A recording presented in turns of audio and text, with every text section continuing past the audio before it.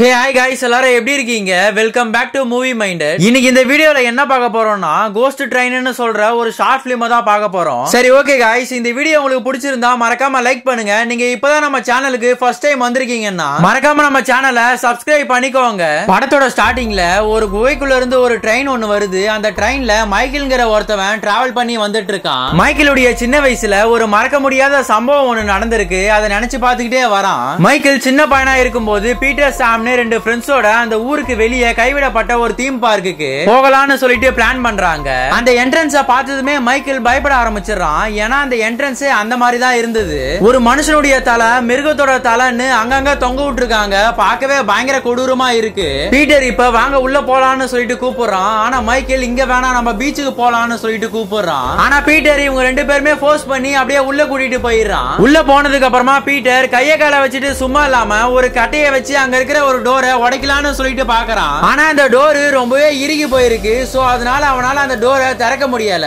Michael இப்போ coin போடுற மாதிரி ஒரு ஸ்கல் இருக்கிறத பாக்குறான். பீட்டரை கூப்பிட்டு இதுல காயின் போறதுல காயின் போட்டா இந்த மிஷின் வேலை செய்யுமான்னு சொல்லி கேக்குறான். இப்ப இவங்க மூணு பேருமே சேர்ந்து அவங்க கையில இருக்கிற காசை எடுத்து பீட்டர் கிட்ட குடுக்குறாங்க. பீட்டர் கையில காசு வாங்கினதுக்கு அப்புறம் பார்த்தா அந்த ஒரு பவுண்டுக்கான காசு அவங்க கிட்ட இல்ல. சாம் கிட்ட ஏதாவது காசு இருக்கான்னு சொல்லி கேக்குறாங்க.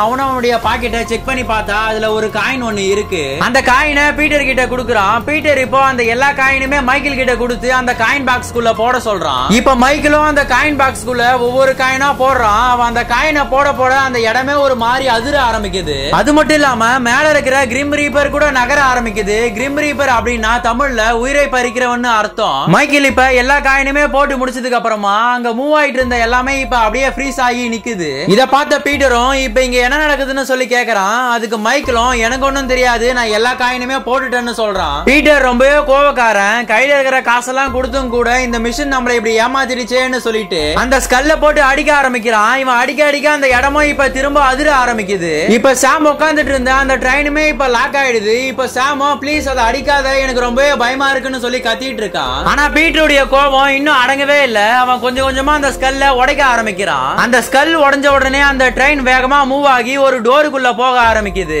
மைக்கேலுக்கும் பீட்டருக்கும் அன்னைக்கு தெரியாது சாம பாக்குறது அன்னைக்குதான் கடைசின்னு. இப்ப கரண்டா என்ன நடக்குதுன்னு சொல்லி காமிக்கிறாங்க. அவங்க ரெண்டு பேருமே இப்ப பெரியவங்களா ஆயிட்டாங்க. மைக்கேலும் பீட்டரும் 30 வருஷத்துக்கு முன்னாடி நடந்த அதே தீம் பார்க்குக்கு வராங்க.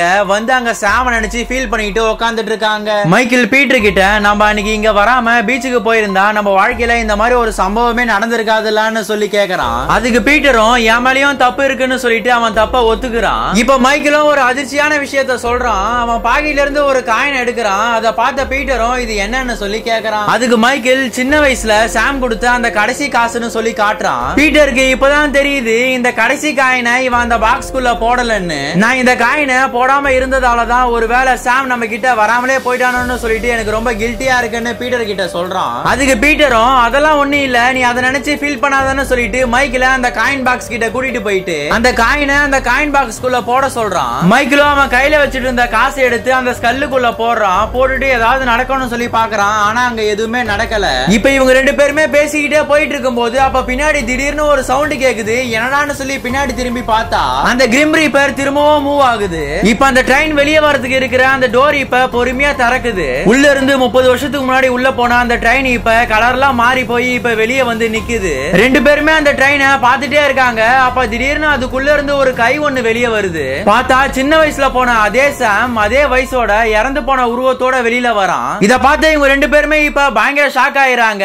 மைக்கேல் மட்டும் சாம் கிட்ட பேசி புரிய வைக்கலாம்னு சொல்லிட்டு அவன் பக்கத்துல போறான். மைக்கேல் இப்ப சாம் பேரை சொல்லி கூப்பிடுறான். சாமோ மைக்கேலுடைய ஃபேஸ கைய வச்சு பாக்குறான். மைக்கேல் மூக்குக்கு கீழே இருக்கிற தழும்ப பார்த்ததுமே இது மைக்கேல் தான் சொல்லி சாம் கண்டுபிடிச்சிடறான். இப்ப இவங்க எதிர்பார்க்காத அடுத்த நொடியே மைக்கேலுடைய தலையை திருப்பி விட்டுறான். மைக்கேலும் இப்ப பேரலைஸ் ஆகி அப்படியே கீழே விழுந்துடுறான். பீட்டர் இந்த சம்பவத்தை பார்த்ததுமே அங்க இருந்து தப்பிச்சலாம்னு சொல்லிட்டு கார் டோரை திறக்கிறான். ஆனா அவனால கார் டோரை திறக்க முடியல. சாம் இப்ப வந்து பீட்டரையும் கொன்னுறான். 30 வருஷத்துக்கு முன்னாடி இங்கதான் போகணும்னு சொல்லி ஃபோர்ஸ் பண்ணி கூப்பிட்டது பீட்டர். இந்த காயினை எல்லாத்தையும் முழுசா போடாம விட்டது மைக்கேலுடைய தப்பு. சோ இப்ப இவங்க ரெண்டு பேருமே பழி வாங்கிடுறான் சாம்.